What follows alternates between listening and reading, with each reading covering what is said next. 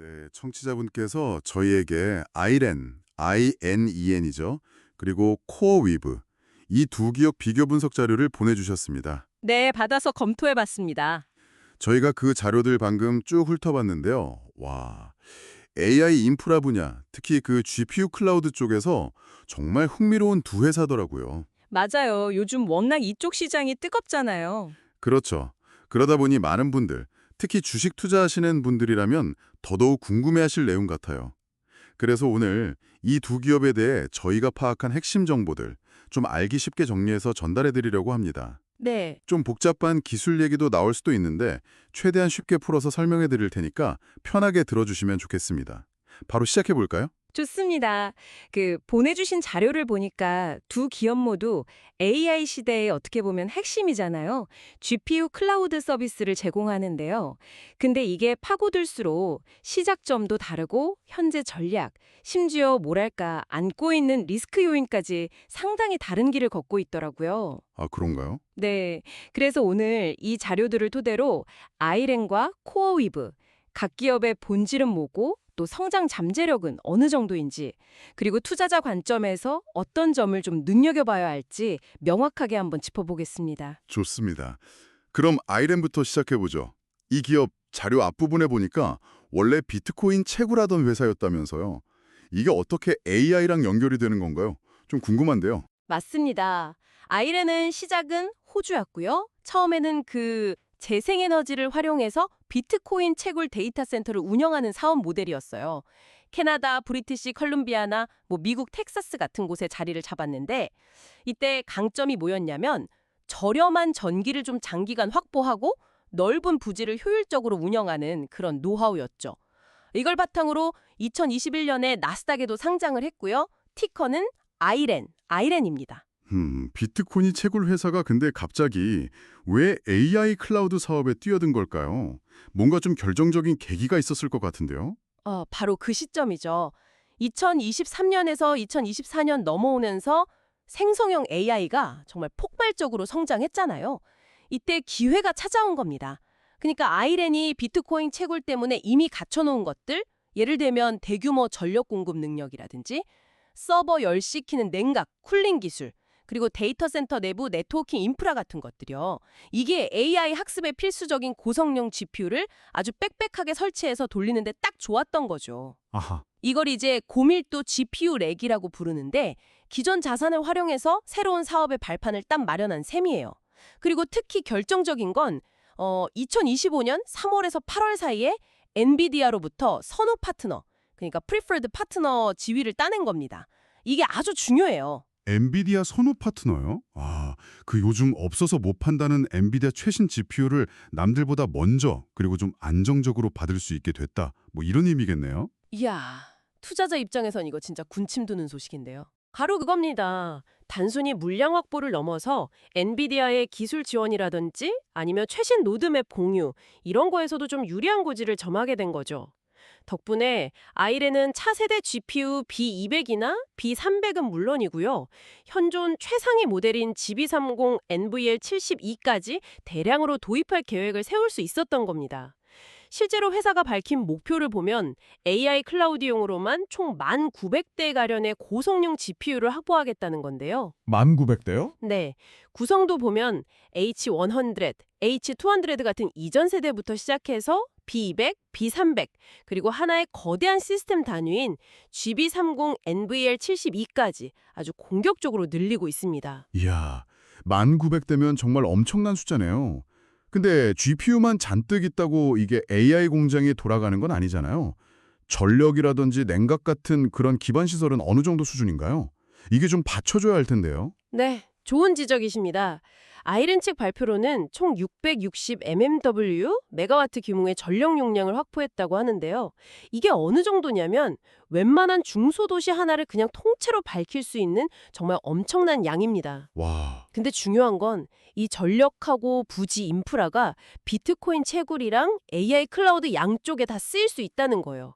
듀얼 유즈, 즉 이중 용도 자산이라는 거죠. 아, 기존 투자를 재활용하는 거군요. 그렇죠. 특히 캐나다 프린스 조지 캠퍼스에는 고성능 침 열을 효과적으로 식히려고 최신 액체 냉각 설비까지 도입했고요. 이 GPU 3000, NVL 72 같은 초고밀도 시스템 넥을 4,500개 이상 설치할 수 있도록 설계했다고 막 자랑하더라고요. 네트워크 쪽도 중요하잖아요. 수많은 GPU가 병목 없이 데이터를 주고받아야 하니까 3.2 TBTS 속도의 인피니밴드 논 블로킹 아키텍처를 갖췄다고 강조하고요. 와, 인프라 규모는 정말 대단하네요. 그럼 실제 돈은 좀 벌고 있나요? 이 AI 사업 전환이 실적으로 좀 이어지고 있는지 궁금합니다. 솔직히 아직은 좀 갈 길이 있습니다. 가장 최근, 그러니까 FY 25년 4분기 실적만 봐도요, 총 매출이 1억 8,730만 달러였는데, 그중에서 비트코인 채굴 매출이 1억 8,030만 달러예요. 아, 압도적이네요, 지금. 네, 아직은 채굴 회사인 거죠. 하지만 좀 긍정적인 신호는 주당 순이익, EPS라고 하죠. 이게 흑자로 돌아섰다는 점입니다. 그리고 AI 클라우드 매출은 아직 분기 수천만 달러 수준이라 작긴 한데 성장 속도가 매우 가파르다는 점도 좀 주목할 만해요. 아이렌 스스로도 2025년 12월까지 연간 환산 애뉴얼라이즈드 기준으로 AI 클라우드 매출 2억 달러에서 한 2억 5천만 달러 정도 달성하겠다. 이런 꽤 야심차 목표를 내놨습니다. 시장은 이 스토리를 어떻게 보고 있나요? 투자자들은 채굴 회사가 AI로 변신한다, 이 이야기를 좀 믿고 있는 분위기인가요? 네, 전반적으로는 꽤 긍정적으로 반응하는 것 같아요. 보내주신 자료에도 보면 엔비디아 파트너십 발표라든지 GPU 대량 도입 소식 나올 때마다 주가가 단기적으로 15%에서 21%씩 팍팍 튀어오르는 모습이 나타났다고 하거든요. 오, 시장은 확실히 기존의 저렴한 인프라를 활용해서 더 높은 부가가치를 내는 AI 기업으로 탈바꿈한다는 이 내러티브, 이 이야기에 점수를 주고 있는 거죠. 뭐랄까 일종의 업사이클링 스토리, 그렇게 볼 수도 있겠네요. 그럼 아이랜만의 진짜 강점은 뭘까요? 다른 회사들도 비슷한 시도를 할 수 있을 것 같은데 아이랜이 유독 좀 주목받는 이유가 있을 것 같아요? 네, 몇 가지 구조적인 이점이 좀 작용한 것 같습니다. 첫째는 역시 짬에서 나오는 바이브라고 해야 하나요? 하하. 채굴 사업을 오래 하면서 터득한 노하우죠. 그러니까 어떻게 하면 싼값의 전기를 장기로 계약하고 데이터 센터 짓기 좋은 부지를 짝 선점하고 또 이걸 직접 짓고 운영하는지 이 경험치가 높다는 겁니다. 이게 고밀도 액체 냉각 시스템 같은 최신 기술 도입에도 좀 유리하게 작용했을 거고요. 네네. 둘째는 아까 강조했던 엔비디아 선호 파트너 지위. 이게 단순히 최신 GPU 우선 확보뿐만 아니라 엔비디아가 장비 구매 자금을 일부 지원해주는 식의 금융 연계, 벤더 파이낸싱이라고 하죠. 이런 가능성도 열려 있다는 의미거든요. 아, 자금 조달에도 도움이 되겠네요. 그렇죠. 셋째는 아이렌 클라우드라는 자체 브랜드를 내걸고 NVL72 같은 복잡한 시스템도 고객이 좀 쉽게 쓸 수 있도록 베어메탈, 그러니까 서버 자체를 통째로 빌려주는 방식으로 상품화하는 능력도 갖췄다는 점입니다. 듣고 보니 상당히 그럴듯한데요. 하지만 세상에 공짜 점심은 없겠죠. 투자자 입장에서는 아이랜의 어떤 점을 특히 좀 조심해야 할까요? 위험 요인도 한번 짚어주시죠. 당연히 있습니다. 첫째, 가장 큰 리스크는 역시 여전히 비트코인 가격이나 채굴 난이도 같은 외부 변수에 실적이 크게 흔들릴 수 있다는 점이에요. 듀얼 엔진이라고 했지만 아직은 한쪽 엔진, 채굴 엔진의 힘이 훨씬 세고 변덕도 심한 거죠. 그렇죠. 둘째, GPU 사고 데이터 센터 짓는 데는 정말 천문학적인 돈, 캐펙스라고 하죠. 이게 들어갑니다. 만약 자금 조달에 차질이 생기거나 설비 구축이 계획보다 늦어지면 아까 말한 AI 매출 목표는 그냥 허공에 뜬 구호가 될 수도 있어요. 실행 리스크네요. 네. 셋째, 경쟁이 정말 치열합니다.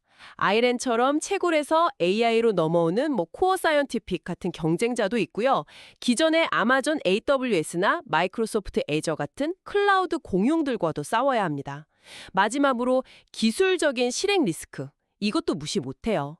GB3000 NVL72 같은 최첨단 시스템은 운영하는 것 자체가 사실 고난도 기술입니다.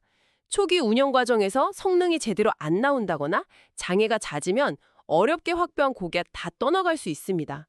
평판 관리가 정말 중요하죠. 네. 아이랜의 강점과 약점, 그리고 기회와 위험 요인까지 잘 정리된 것 같습니다.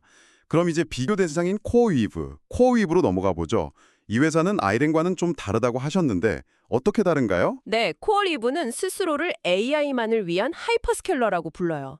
시작은 아이렌처럼 암호화폐 채굴이었지만 훨씬 더 일찍 그리고 훨씬 더 과감하게 AI 인프라 사업으로 완전히 전환해서 모든 자원을 여기에 쏟아붓고 있습니다.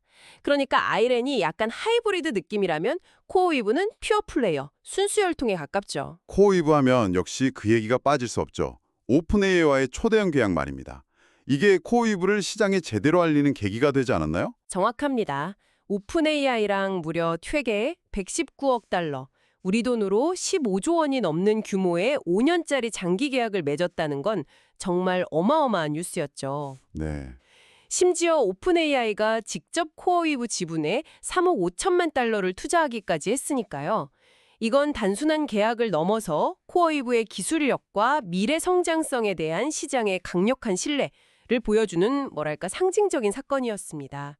오픈 AI라는 확실한 거물 고객을 잡은 거죠. 기술력 측면에서는 구체적으로 어떤 부분이 뛰어난 건가요? 오픈 AI가 그냥 선택하진 않았을 텐데요.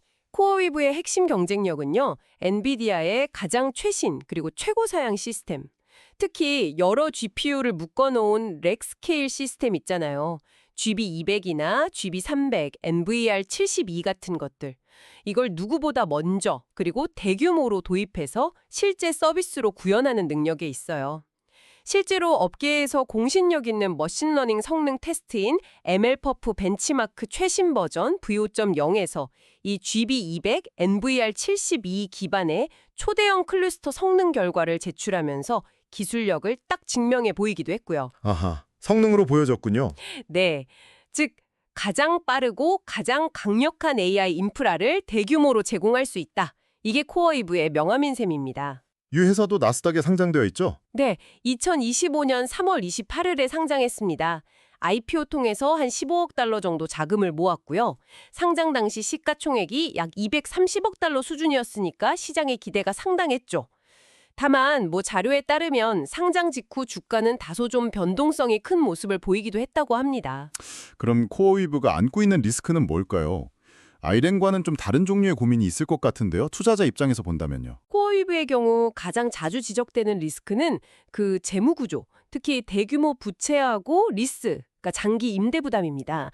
워낙 빠른 속도로 성장하려고 외부 자금을 좀 공격적으로 끌어다 썼고 비싼 GPU 장비들을 리스 형태로 많이 들여왔기 때문이죠. 아, 부채가 좀 많군요. 네, IPO로 자금을 확보해서 일부 빚을 갚긴 했지만 여전히 재무 건전성에 대한 물음표는 좀 남아 있습니다.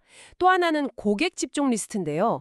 과거에 마이크로소프트, MS 매출 비중이 너무 높았던 적이 있는데 지금은 또 오픈 AI 계약이 워낙 크다 보니까 다시 특정 고객에 대한 의존도가 지나치게 높아지는 거 아니냐 이런 우려가 나올 수 있습니다. 네. 물론 오픈 AI는 최고의 고객이지만 계란을 한 바구니에 너무 많이 담는 건 항상 좀 위험 부담이 따르잖아요. 그렇죠. 맞는 말씀입니다.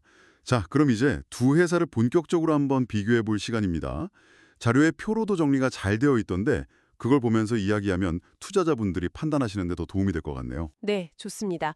핵심적인 차이점들을 그 표를 참조해서 한번 정리해 보겠습니다. 우선 출신 배경부터 보면 아이렌은 재생에너지 기반 비트코인 채굴에서 시작했고 코어위브도 암호화폐 채굴에서 시작했지만 AI 쪽으로 훨씬 더 빨리 전념했죠. 네, 시작은 비슷해도 방향 전환 속도가 달랐군요. 그렇죠. 사업 모델도 아이렌은 채굴과 AI 클라우드 듀얼 엔진인데 반대 코어위브는 AI 인프라에 올인하는 전략입니다. 하나는 하이브리드, 하나는 순수 AI. 맞습니다. 기술 리더십, 특히 GPU 쪽을 보면요. 아이렌은 H 시리즈부터 최신 NVL72까지 라인업을 확장하면서 구축 중이고요. 코어위브는 최신 NVL72 같은 걸 조기에 상용화하고 MLPerf 같은 성능 증명에 좀 더 집중했어요. 근데 이게 누가 더 최신이냐 보다 앞으로는 누가 더 안정적으로 그리고 대규모 운영을 잘하느냐가 관건이 될 수 있습니다. 운영 능력이 중요하겠네요. 네. 그리고 핵심 고객 측면에서 보면 아이렌은 아직 오픈 AI급의 앵커 고객은 공개되지 않았지만 계속 발굴 중이고요. 코어위브는 오픈 AI라는 확실한 레퍼런스를 확보했죠. 이건 투자 유치나 추가 고객 확보에 상당히 유리한 고지입니다. 네, 레퍼런스 파워가 크죠. 그리고 인프라 강점을 보면 아이렌은 그 채굴 유산, 저비용 전력, 부지, 냉각 노하우, 그리고 660메가와트라는 막대한 전력 용량이 무기고요. 코어위브는 최신 GPU를 빠르게 확보하는 능력, 그리고 실제 대규모 AI 워크로드 운영 경험, 또 성능 벤치마크 결과가 강점이죠. 미국 주요 거점의 AI 특화 데이터 센터를 빠르게 늘려가고 있기도 하고요. 강점이 다르네요. 매출 구조도 차이가 나죠. 아이렌은 아직 채굴 비중이 절대적인데 AI가 빠르게 추격 중이고 코어위브는 AI 매출에 집중되어 있지만 특정 고객 의존도 이슈가 잠재되어 있고요. 재무 상태는 아이렌은 설비 투자를 위해 자체 자금이랑 벤더 파이낸싱을 좀 활용하는 편이고 코어위브는 부채와 리스 비중이 높아서 재무 부담이 상대적으로 크지만 IPO로 일부 해소했고요. 재무 구조가 상당히 다르군요. 마지막으로 시장에 파는 이야기, 즉 스토리를 보면요. 아이렌은 버려지던 자원의 화려한 변신, 채굴에서 AI로의 전환 스토리고요. 코어위브는 AI 시대를 위한 순수혈동 하이퍼스케일러 스토리를 내세우고 있습니다. 투자자분들은 이 두 가지 스토리 중 어디에 더 무게를 둘까요? 와, 이렇게 비교해보니 정말 흥미롭네요. 아이렌은 뭔가 가진 걸 잘 재활용해서 알뜰하게 성장하려는 약간 실속파 느낌이고 코어위브는 빚을 좀 내서라도 일단 최첨단 기술로 시장을 확 선점하려는 공격수 같은 그런 인상입니다. 투자자 입장에서는 뭘 더 높게 평가해야 할지 좀 고민될 것 같은데요. 네, 정확히 보셨습니다. 다시 한번 장단점을 요약해드리면 이렇습니다. 아이렌 장점은 첫째, 압도적인 저비용 인프라, 전력, 부지 같은 거. 둘째, 엔비디아 파트너십 기반의 빠른 최신 GPU 도입. 셋째, 이론적으로는 사업 위험 분산 가능성. 채굴 플러스 AI. 네, 아이렌 단점 또는 리스크는 첫째, 여전한 비트코인 시장 변동성 리스크. 둘째, 아직 확실한 대형 AI 고객 부재. 셋째, 막대한 투자비 부담과 실제 운영 능력 검증 필요성.